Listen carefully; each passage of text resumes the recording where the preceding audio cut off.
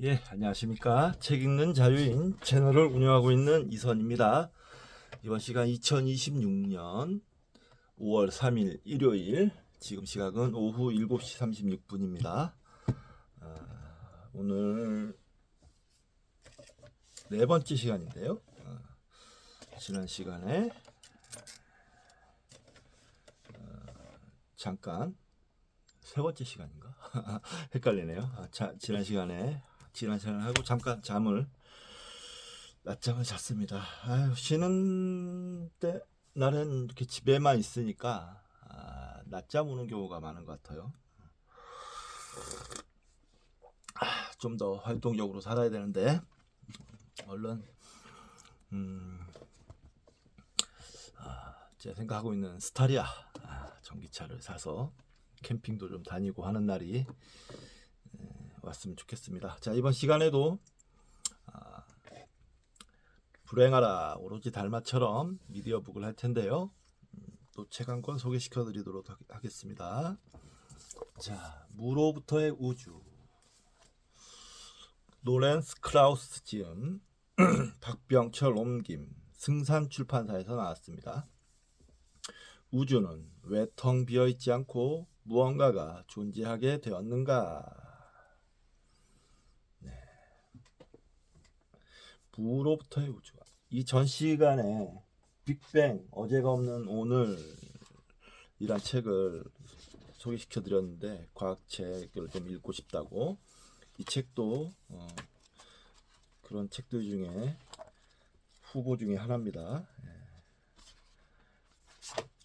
연관성이 있으니까 빅뱅과 재밌을 것 같아요. 노렌스 크라우스, 우주론 학자로 널리 알려진 노렌스 크라우스는 애리조나 주립대학의 교수이며 우주의 기원과 생명체의 특성을 규명하기 위해 동대학에서 추진 중인 오리진 프로젝트의 수장이기도 하다.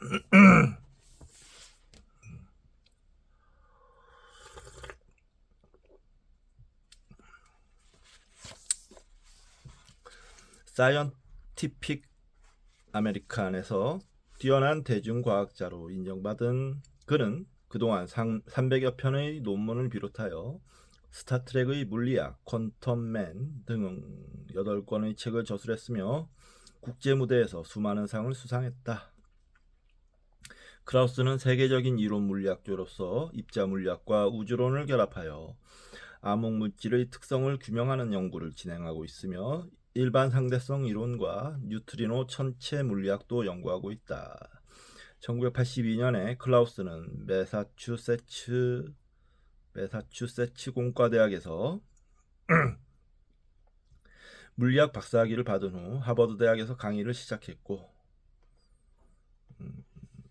어쩌고저쩌고 했고, 2013년 4월에는 무신론자로 유명한 리처드 도킨스와 함께 주연한 다큐멘터리 영화 더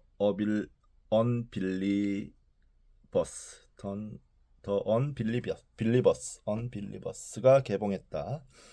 영화는 무신론자로 유명한 두 과학자가 전 세계를 누비며 대중에게 과학의 중요성을 알리는 모습을 담고 있으며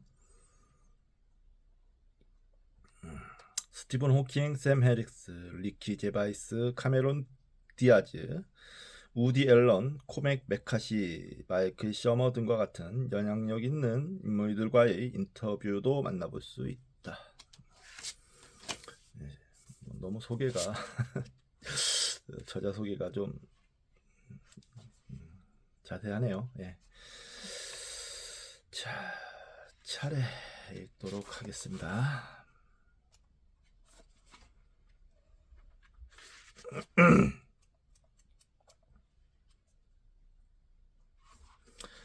자, 차례 페이퍼백 서문 챕터 1 우주의 미스터리 탄생, 챕터 2 우주의 미스터리 우주의 무게, 챕터 3 태초의 빛, 챕터 4 헛소동, 챕터 5 달아나는 우주, 챕터 6 우주 최후의 순간에 주어지는 공짜 선물, 챕터 7 비참한 미래, 챕터 8 기막힌 우연, 챕터 9 무는 곧 유이다, 챕터 10 불안정한 무, 챕터 11 화려한 신세계 매진말 후문 저자와의 문답 역자 후기 찾아보기 이렇게 되어 있습니다. 재밌을 것 같아요. 아까 전에 소개시켜드렸던 빅뱅 어제가 없는 오늘 이 책과 무로부터의 우주 연관해서 읽으면 더 좋을 것 같습니다. 한 세트로 생각하고 읽어볼까 생각합니다. 자, 시간 불행하라 오로지 달마처럼 읽겠습니다. 황제가 주는 선물을 쬐끔만 봤다. 달마의 흠결. 박탈감과 중오심이 빚은 한국 사회. 국민 전체가 두 편으로 나뉘어 거대한 스포츠 경기를 벌이는 모양새다. 일종의 대통령배 대회인데 대통령을 좋아하는 사람들과 싫어하는 사람들이 각각 편을 먹었다. 그리고 무조건 좋아하거나 끝까지 싫어하는 게 그들만의 팀워크다. 어느 한쪽을 편들어주기는 애매하다. 선거에서 졌으면 입 닥치라는 게 승자의 고집이고 제발 좀 상대해 달라는 게 패자의 옥이다. 보편적 가치가 아니라 기득권을 지키는 게 보수의 관행이다. 진보는 말은 많은데 힘이 없다. 근면은 아름답고 창조경제는 솔깃하다. 하지만 우리 사회의 진짜 원동력은 박탈감과 증오심이다. 보자, 이 책이 쓰여진 해가 2014년 초판이니까 박근혜 당선되고 얼마 후인가 봐요. 박근혜 당선 무렵인가 봐요. 예. 분단 이후의 한국사를 사람에 빗대자면 이렇게 파란만장한 인생도 드물다. 친일파 청산에 실패하면서 반칙이 원칙으로 자리했다. 간신히 연명하던 양심은 전쟁으로 거덜이 났다. 폐허도 토지이며 어떻게든 살아남은 자가 폐허를 차지하게 마련이다. 반공이 정의인 체제에서는 공산당만 싫다고 하면 웬만한 불의는 용서받기 쉽다. 산업화는 인간답게 살기 위해 인간이기를 포기하겠다는 선언이고 재촉이다. 한국인의 국민성은 빨리빨리와 나도 너처럼 가로 열고 나도 너만큼은 살아줘야 직성이 풀리겠다. 가로 닫고 정신으로 기결된다는 어느 언론인의 발언에 고개를 끄덕인 적이 있다.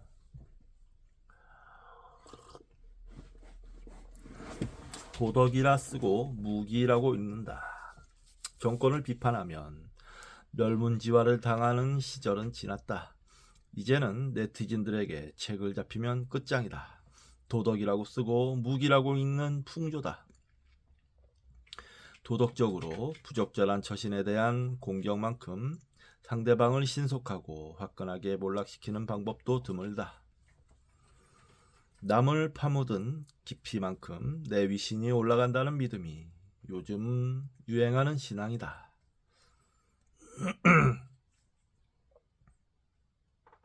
잘못은 잘못 이전의 약점으로, 용서는 바보 등신의 짓거리로 여겨진다.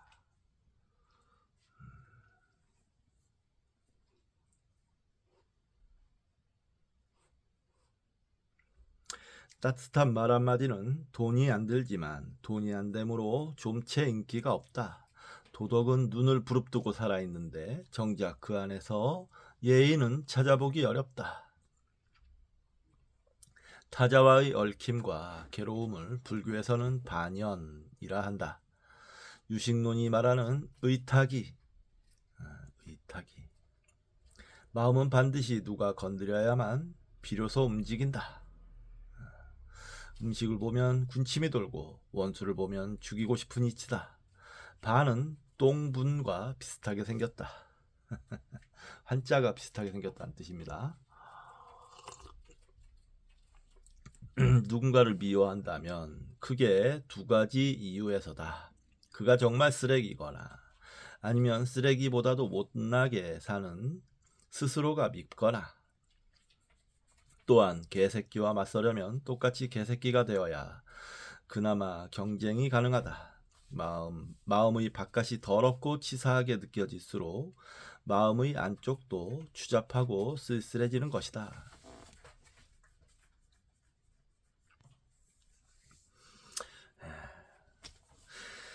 자, 실수투성이인 삶일수록 타인의 실수를 용납하지 못한다. 가부장제와 국민교육의 영향으로 예의하면 유교가 떠오른다. 공자의 언행을 기록한 논어는 유림 최고의 경전이다. 거창한 이념이나 강령으로 시작될 듯하지만 의외로 소박하다.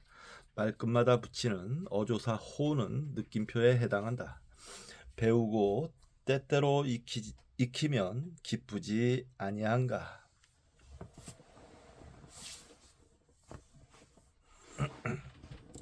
하기 시습지 불영여호라 하죠. 멀리서 벗이 찾아와 주면 즐겁지 아니한가. 남이 알아주지 않아도 성내지 않는다면 이 또한 군자가 아니겠는가. 곧 열심히 공부하고 인덕이 있으면 시루에 초연하면 그것만으로 최고의 인격체인 군자라는 역설이다. 무엇보다 공자가 평생을 배우고 익힌 주제는 타자이며 마침내 옆에 누가 있어도 좋고 없어도 좋은 명랑생활을 이룩했다. 더불어 군자란 충신이나 꼰대가 아니라 혼자서도 잘 노는 자라는 역설이 성립되는 대목이다.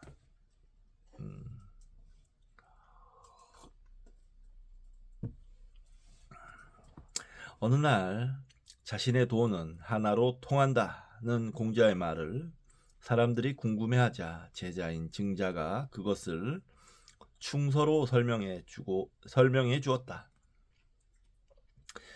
사자성어 일이관지의 유래다. 충은 자기 마음의 중심을 잡아야 한다는 것이고, 서는 그래야만 남들의 마음을 진실하게 헤아릴 수 있다는 것이다.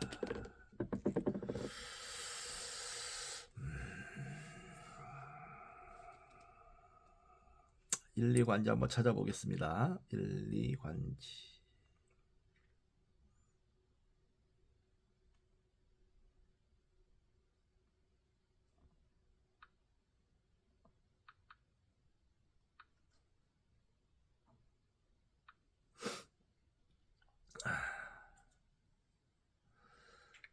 일리관지.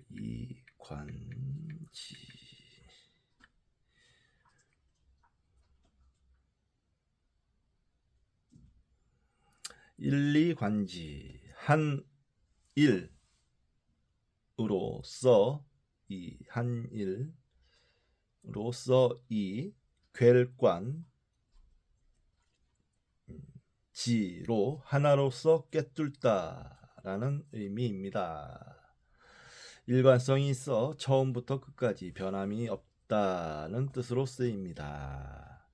유래는 공자가 논어에서 제자에게 나의 돈은 하나로서 꿰뚫어져 있느니라 라고 말한 대목에서 비롯된 것으로 소개됩니다. 네. 하나로서 꿰뚫어 있다. 마음이 한쪽으로 기울면 비열하고 옹졸해진다. 뒤틀린 마음에 비친 세상 역시 꼴불견이나 도박판으로 보이기 십상이다.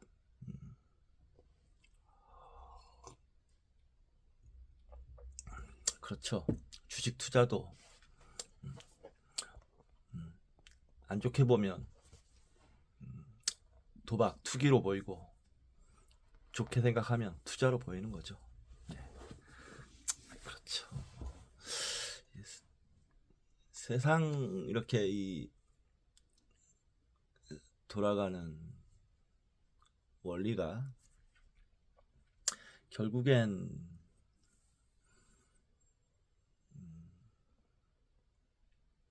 남의 것을 많이 가져오는 싸움 같이 느껴질 때가 많은데, 주식 투자도 사실은 그런 원리인 거죠. 일단 내가 갖고 있는 것을 주면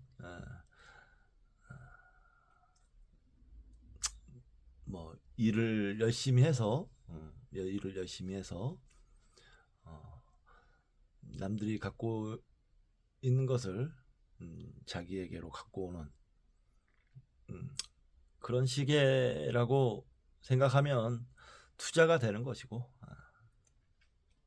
뭐 어떤 얍삽한 수를 써서 거짓말이나 이런 걸로 남들의 돈을 부를 갖고 와도 좋다, 뭐 이런 식으로 생각하면 투기가 되는 것이겠죠. 대표적으로 주식 조작, 주가 조작, 그게 그런 시기라고 생각합니다. 주가 조작은 그러니까 마음이 삐뚤어진 사람들이 하는 거예요. 그러나 뭐 항상 어느 시대에나 그런 사람들은 과 아닌 사람들이 공존해서 살아가는 거니까 참 그 어려운 거죠. 반면 자신의 삶을 온전하고 흔쾌하게 받아들이면 여기저기 기웃거리거나 손을 벌리지 않아도 된다. 여기저기 살펴주고 일손을 보탤지언정 실수투성이인 삶일수록 타인의 실수를 용납하지 못하는 법이다.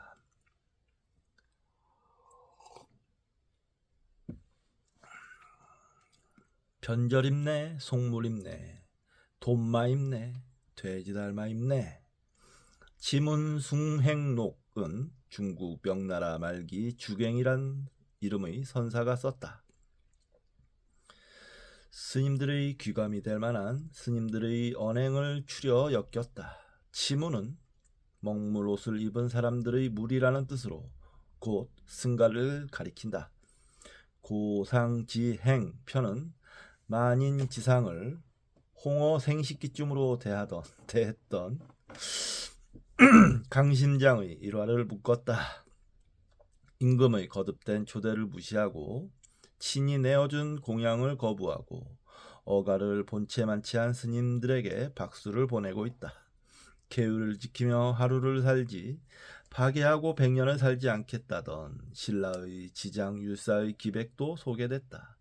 이렇듯 수행자는 언제나 청렴하고 누구 앞에서나 도도해야 한다. 절대 권력에 대한 이들의 폄하는 사람에게 차별을 두지 않으며 생사를 초탈해 있음을 입증하는 솔선수범이다.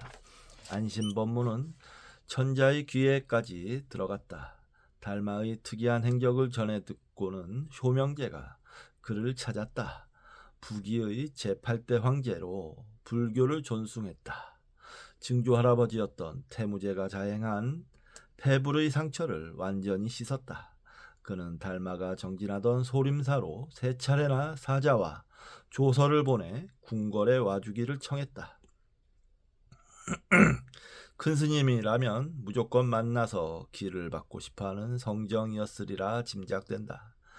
극진한 상고초려에도 달마는 요지부동이었다. 한턱 단단히 낸 예물도 죄다 돌려보냈다.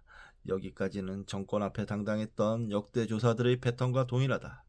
그러나 끝내 오점을 남기고 마는데 황제가 주는 선물을 끝까지 거절하지는 못한 것이다. 금으로 된 바루, 은으로 된 병, 가사와 비단 등이라 전한다. 비록 황제의 뜻이 강경해 마지못해 받았다고도 하고 전부가 아니라 약간만 받았다는 일설도 있다. 그래도 받은 건 받은 거다. 그 시절에도 누리꾼이 있었다면 이후의 국면은 안 봐도 3D다. 변절입네, 속물입네, 돈마입네, 돼지달마입네.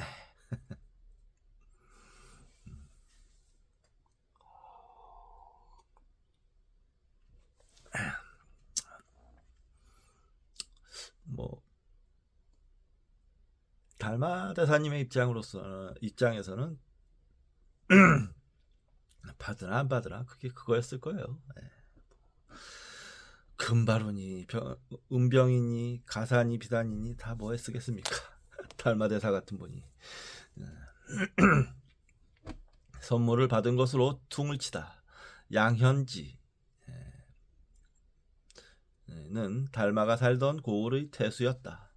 달마의 유언을 들었던 제가불자로 그만큼 사이가 도타웠다.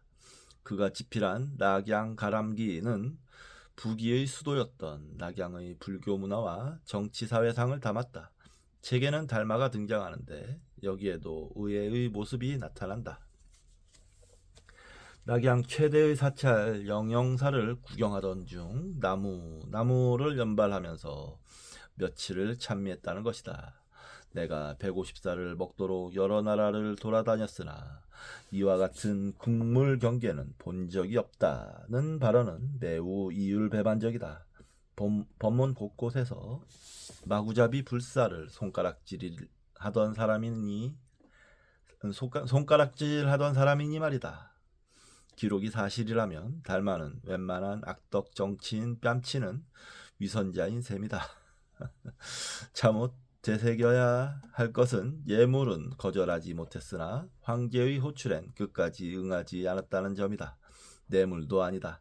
어쩐지 선물을 받는 것으로 퉁을 쳤다는 느낌이 강하다. 일반인에겐 하해 같은 성은이겠으나 달마에겐 빛 좋은 개살구에 지나지 않는 물건들이다. 비단으로 밥을 지을 수 없는 데다 금바루를 자랑하려도 주변에 사람이 없는 사람이었다. 아마도 계속해서 사양해야 하는 상황 자체가 귀찮았을 것이다. 그렇다면 영영사를 향한 찬사는 쌀밥이 질리면 가끔은 라면을 먹고 싶은 게 마음의 속성이다. 아니면 영영사를 참배하는 스님들이 여럿이었거나 공짜 여행이었을 것이다. 그러니 분위기를 깨지 않으려면 몇 마디 짓거려야 할 밖에. 안녕하시오. 식사는 하셨소?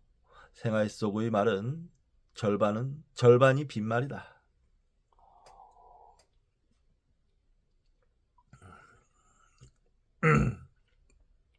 그래도 빈말이라도 하는 게 좋습니다. 예. 저는 이제 일하러 나가면 인사를 꼬박꼬박 잘하는 편이에요. 많은 부분 잘 모르는 처음 가는 회사거나 잘 모르는 사람들에 대할 때가 많은데 그래도 눈이 마주치거나 아니면 일부러라도 먼저 인사를 합니다.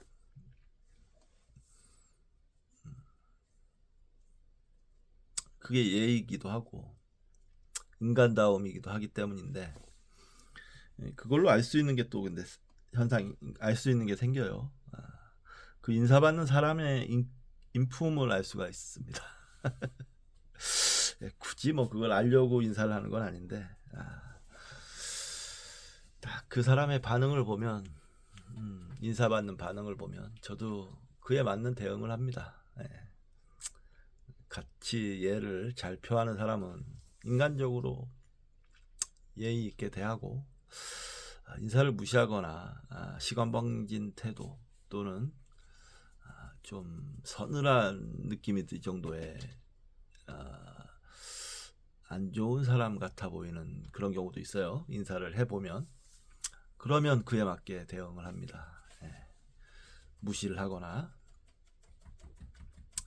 대충 얼른 내 볼 일만 보고 사라지든가 그런 식으로 빈말 하십시오. 빈말을 하는데 어디까지나 빈말을 하더라도 내가 빈말을 한다라는 생각보다는 인간적인 할 바를 한다라고 생각하면 더 좋을 것 같아요. 나의 뚱뚱한 나의 귀여운 아저씨 빨갱이 무리가 오히려 더 빨갱이스럽다. 애초에 출발이 공정하지 못했던 점이 계속해서 대한민국의 원죄로 남아있다. 인과응보가 정의의 본체라면 이익의 합당한 분배가 정의의 작용이다. 도덕보다 중요한 것은 상도덕이다. 상도덕을 못 지키겠으니까 불신지옥이나 종북 척결과 같이 이상한 데서 정의를 찾는 것이다. 맞습니다. 자기 부끄러운 데를 가리려고, 자기들 부끄러운 데를 가리려고 이상한 것을 그냥 악마화 시켜서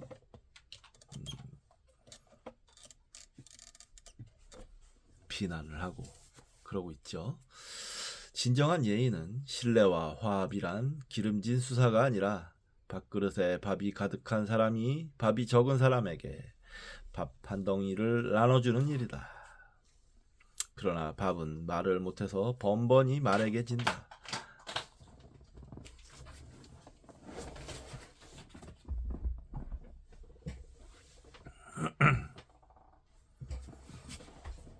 아이고, 이거 심심한 모양이네.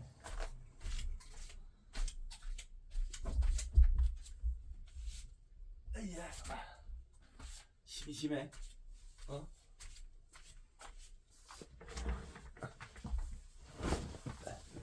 심심해? 아까 많이 놀아줬는데 또 심심하다 이거지? 알았어.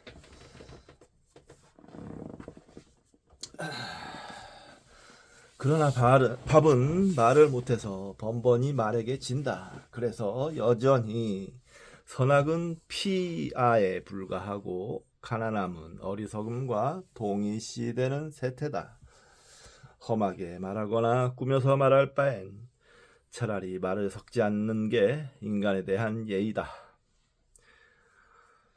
괜한 선물을 받았다가 체면을 구긴 달마를 위한 변명.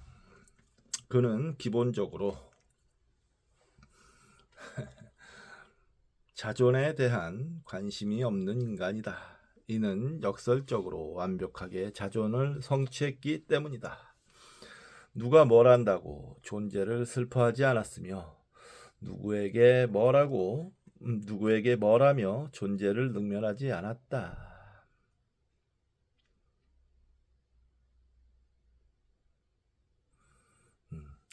황금 보기를 돌같이 하라는 경고를 내면화한 인간이었고 정말 황금을 돌로 봤다.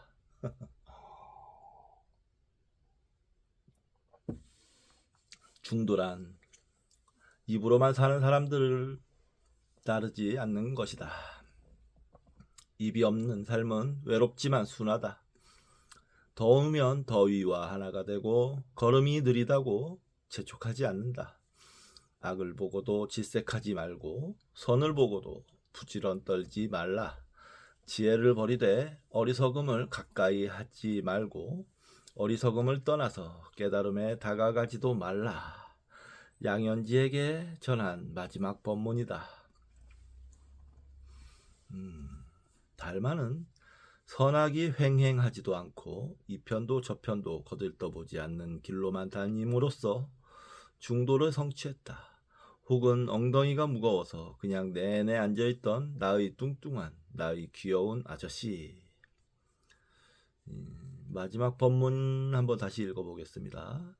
악을 보고도 질색하지 말고 선을 보고도 부지런 떨지 말라. 지혜를 버리되 어리석음을 가까이 하지 말고 어리석음을 떠나서 깨달음에 다가가지도 말라. 야, 중도.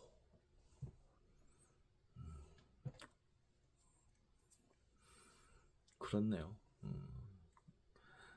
어리석음의 반대말이 깨달음이라면 중도를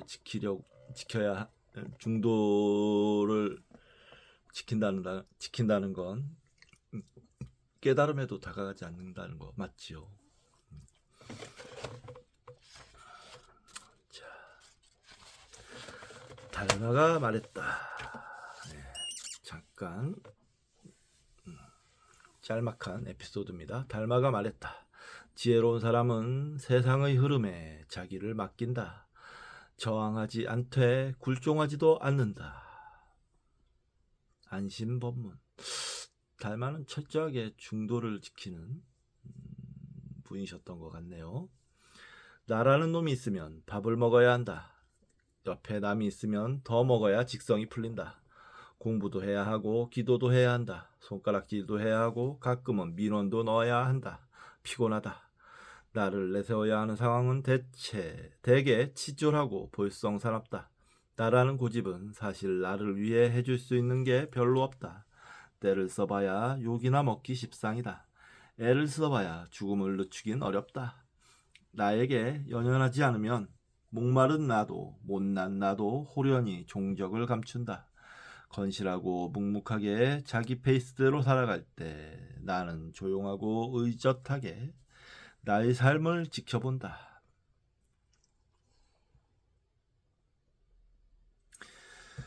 좋네요. 지혜로운 사람은 세상의 흐름에 자기를 맡긴다. 저항하지 않되 굴종하지도 않는다.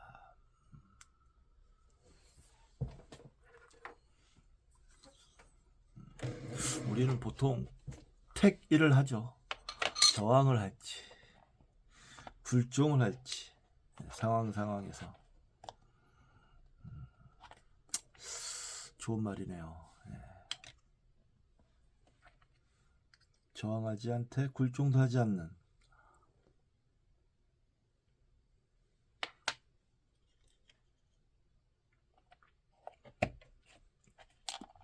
쉬운 말 같아도 이렇게 행동하기는 쉽지 않다는 걸 저는 알고 있습니다. 자, 산다는 건 피가 흐르고 맥박이 뛰는 것일 뿐. 3부의 마지막 장입니다. 혈맹론엔 위선이 없다. 그는 거의 혼자 있거나 앉아 있었다.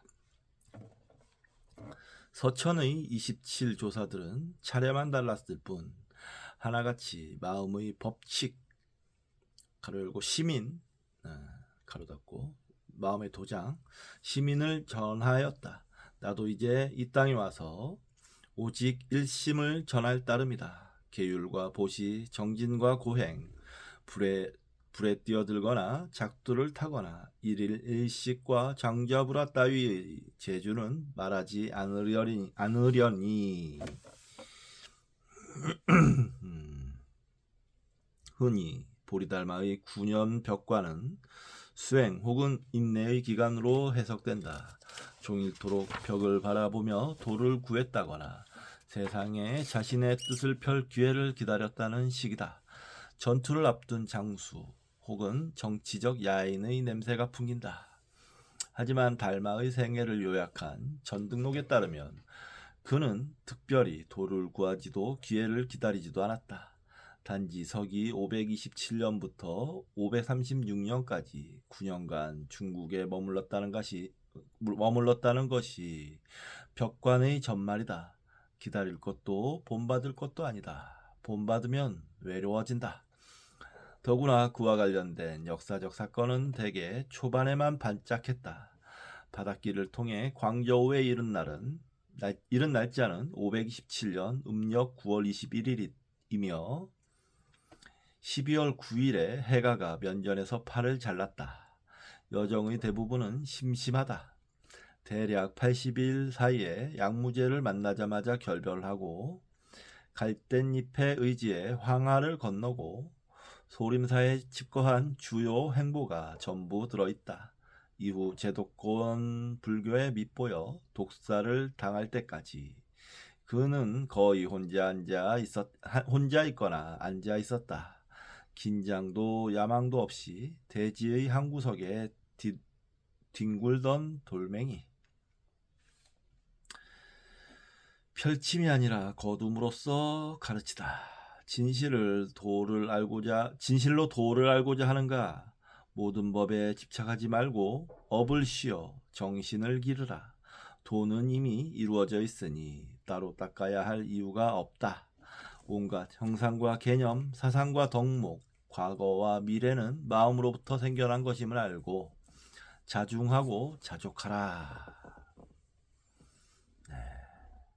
달마는 서 있을 때보다 앉아 있을 때 더 달마답다. 정지와 압축의 몸뚱이는 밀봉된 마음의 육화로 보인다. 한편으론 덩치에 내재된 열기와 활력이 한결 도드라져 폭발하기 직전의 무쇠솥 같은 느낌도 든다. 그 뜨거움은 아무리 힘들고 욕되어도 멈추고 닫으라는 충고이자 멈춤과 다듬을 방해하지 말라는 경고로 읽힌다. 527년 겨울 한사코 얼굴 좀 보자며 달마에게 수시로 연통을 넣던 효명제는 이듬해 급사했다. 그의 나이 19이었다. 젊은 나이에. 섭정을 계속하고 싶었던 친엄마가 음식에 독약을 풀었다. 달마를 귀찮게 한 대가를 톡톡히 치른 셈이다.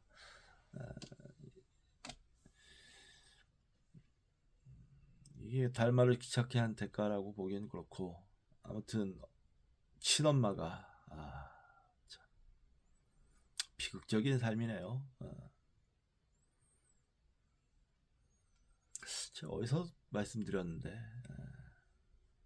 모성이라는 거에 대한 얘기를 제 방송에서 좀 말씀드린 적이 있는데 뭐 다시 되풀이하지 않겠지만 제가 드렸던 그 말씀이 좀 생각이 납니다. 가르쳐 줄 게 없는데 자꾸 가르쳐 달라고 조르면 부하가 치밀만도하다. 달마가 교훈을 전하기 위해 동쪽으로 왔다면 일생의 대부분을 침묵과 은둔으로 보내지는 않았을 것이다. 목적이 있었다면 그는 선교사다. 달마는 펼침이 아니라 거둠으로써 가르쳤다. 인생을 뭔가 다르게 바꾸기보다는 인생을 있는 그대로 즐길 것을 권했다. 마음의 족쇄를 채우는 게 법이라면 마음의 상처를 남기는 게 업이다.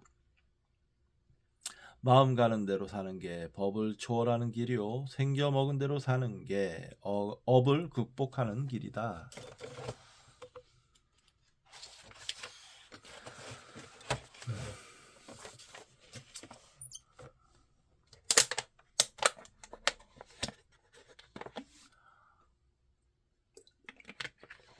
아주 바람직한 독거노인 인용입니다. 만약 마음을 말로 전할 수 없다면 무엇으로 전합니까? 그대가 나에게 묻는 것이 곧 그대의 마음이며 내가 그대에게 대답하는 것이 바로 나의 마음이다. 자기의 성품은 진실하여 원인도 없고 결과도 없다. 법 그대로가 마음이니 자기의 마음이 보리이며 자기의 마음이 열반이다. 여기까지가 인용입니다. 마음이 곧 삶이다. 세상이 보이니까 세상이 있는 것이고, 우주를 상상하니까 우주가 있는 것이고, 불행을 떠올리니까 불행이 있는 것이다. 세계는 자아가 생각한 만큼만 존재하고 분별한 만큼만 복잡해진다. 또한 마음은 끊임없이 움직이지만 자취를 남기지 않는다. 마음을 다한다는 건 대개 입으로 다한다는 뜻이다. 끊임없이 흘러가고 언젠가는 잦아들 것들을 억지로 막아 세우거나 웃돈을 붙여 팔아먹는 게 속세의 천태만상이다. 마음이 원인을 만들고 결과를 저지르는 법이다. 세상 만사와 삼라만상이 모두 마음 노름이라는 일반화는 살면서 큰 걱정 하나를 덜어준다.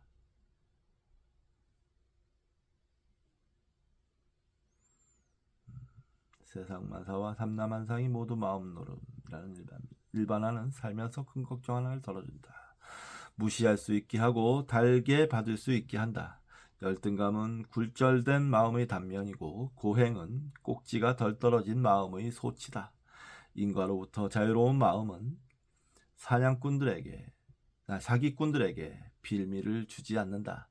어떤 식으로 죽어도 괜찮은 자는 어떤 삶이 주어져도 족할 줄 안다. 특히 타인을 해치지 않고 자신을 망가뜨리지 않으려면 저작거리와 멀리 떨어져 조용하고 소박하게 지내는 게 능사다. 달마는 아주 바람직한 독거노인이다.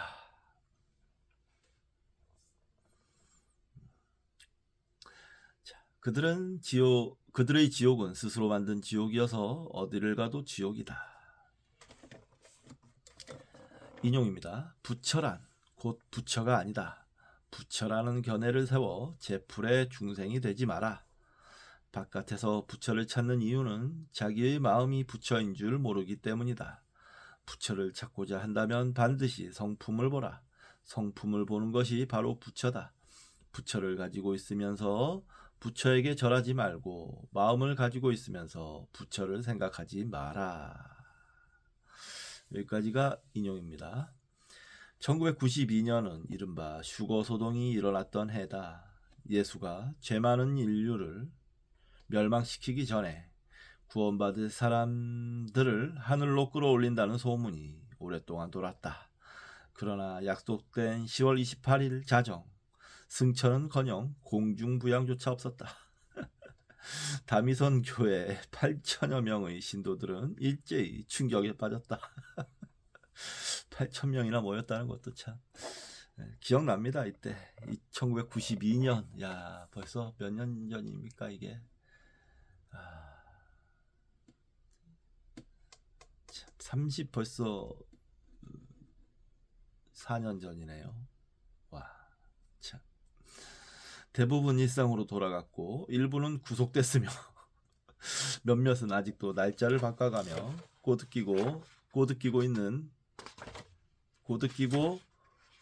있다는 전언이다.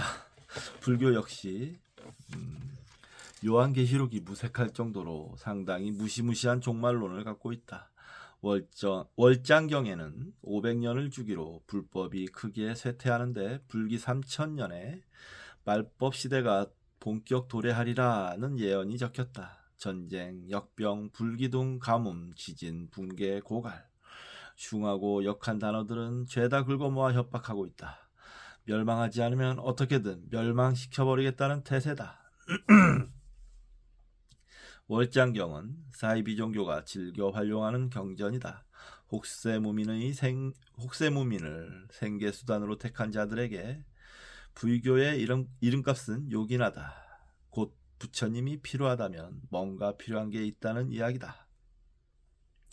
아픈 마음이 하나님을 만들고 아파서 미칠 것 같은 마음이 종말론에 미쳐 날뛴다. 그것은 모든 희망을 상실한 자들의 마지막 희망이어서 더욱 독하다.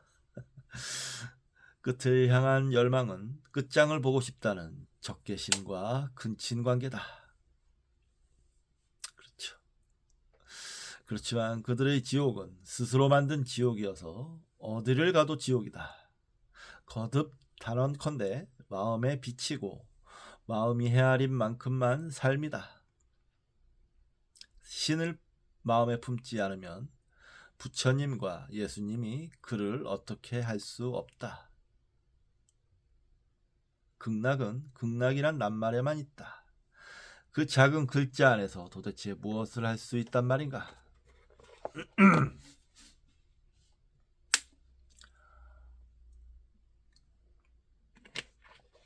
달마의 가장 솔직한 말.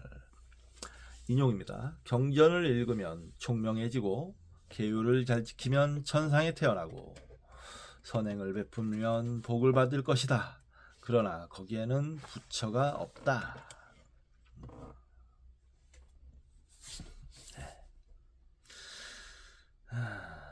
이 책을 지금 읽고 있는데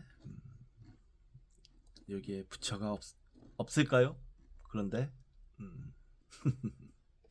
자, 혈맹론은 보리달마의 6가지 법문인 소실육문 가운데 하나로 가장 파격적인 법문이다. 그야말로 피가 튀는 언어를 쓰면서 교단의 사상과 윤리와 체제를 송두리째 부정하고 있다. 핵심 또는 근본으로도 의역되는 혈맥은 달마가 가장 하고 싶었던 말이며 가장 솔직한 말이다. 경전을 달달 외우더라도 성품을 보지 못하면 어리석음을 면하기 어렵다며 절안의 책벌레들을 골렸다. 성욕을 끊지 못해 고민하는 속인에게도 무수한 살생의 제업으로 천벌을 받을까 떠는 백정에게도 견성하면 단박에 부처라며 면죄부를 줬다. 당대의 강사와 율사들이 왜 그리도 달마를 죽이고 싶어 했는지 이해할 만도 하다.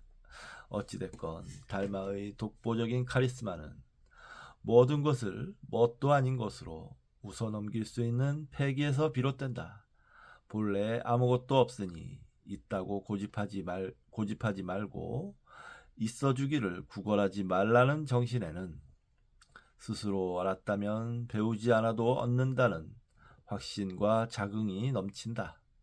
성직자로서 존경받고 싶다는 욕심도 보이지 않는다. 그의 마음은 무덤이었다. 궁극적으로 달마에게 삶이란 혈맥이었다.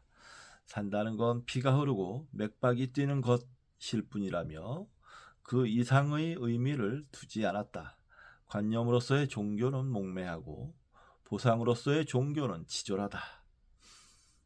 종말론에 상식이 없다면 혈맹론엔 위선이 없다.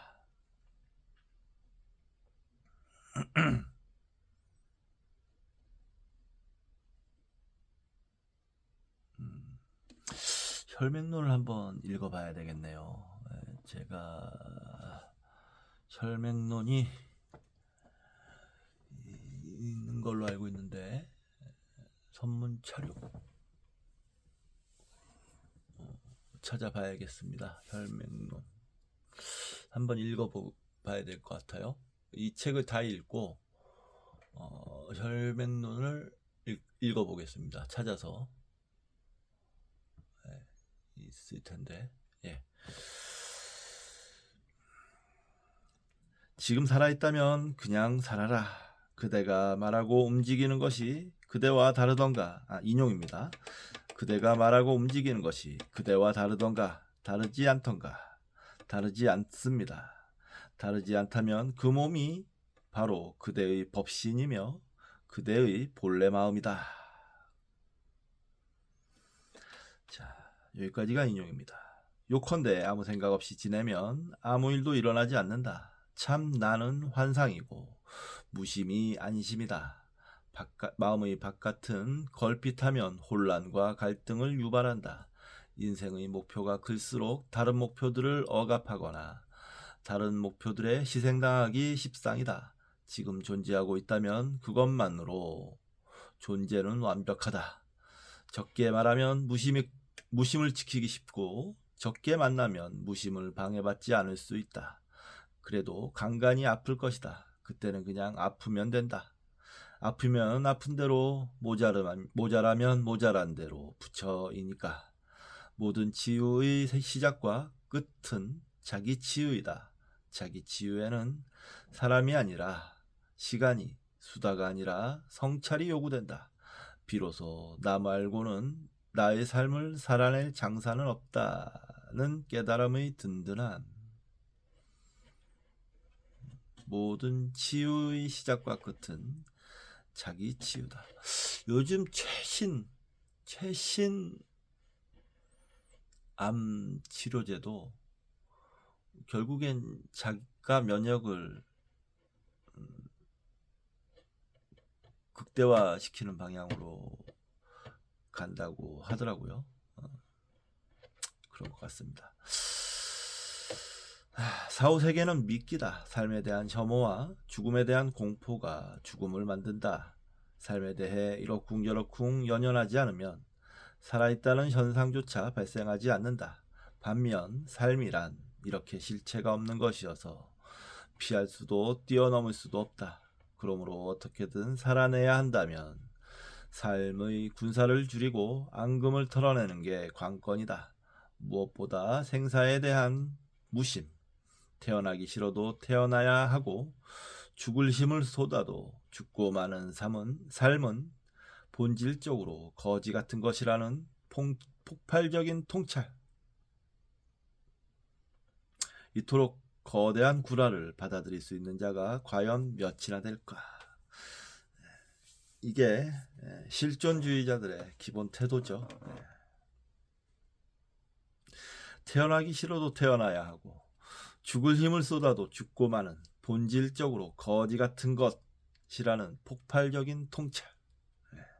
삶은 거지 같은 것이죠. 동의합니다.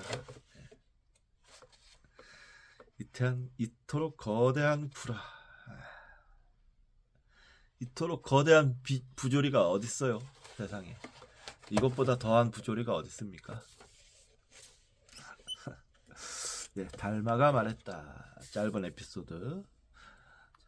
인용입니다. 부처를 가지고 있으면서 부처에게 절하지 말고 마음을 가지고 있으면서 부처를 생각하지 마라. 혈맹론. 나는 부처다. 너도 부처이고 우리도 부처다. 저들도 부처였으면 한다. 산 위의 구름도 부처고 산 아래 염소도 부처다. 오른쪽으로 기우는 물도 부처이고 왼쪽으로 거스르는 물도 부처다. 공지도 부처고 밭지도 부처다. 공지는 공지여서 부처이고 밭지는 밭이어서 부처다. 부유함도 부처이고 부족함도 부처다. 천당에만 부처가 있다면 지옥이 섭섭할 것이다.